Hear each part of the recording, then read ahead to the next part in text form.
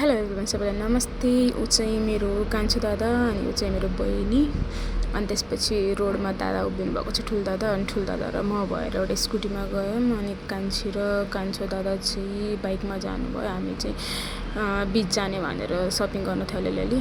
अनि त्यही भएर हामीहरू सपिङ गर्न हिँड्यौँ। तर दुइटै बहिनी, चारवटै भाइ बहिनीहरू हामी मल पुग्यौँ। अनि दुइटै बहिनी हामी चाहिँ अलि मिरर सेल्फीहरू भिडियोहरू बनाउन थाल्यौँ।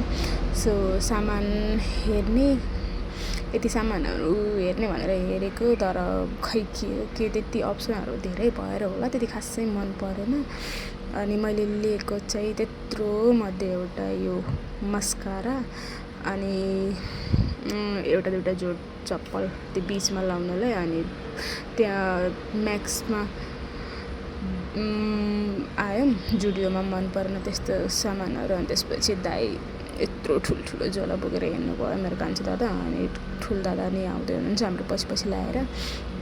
अनि त्यसपछि त्यहाँनिर अलि सामान मन परेन। अनि त्यहाँदेखि एउटा सामान मात्रै किने, क्लिपहरू त्यस्तो किन्यो। अनि त्यसपछि भाइ बहिनी भएर चारवटै हामी घर फर्क्यौँ।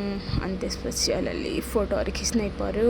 सपिङ गर्न गएको थियौँ, यो ट्राई गर्दा त्यति खासै चित्त बुझेन। सो फर्क्यौँ। सबैलाई बाई।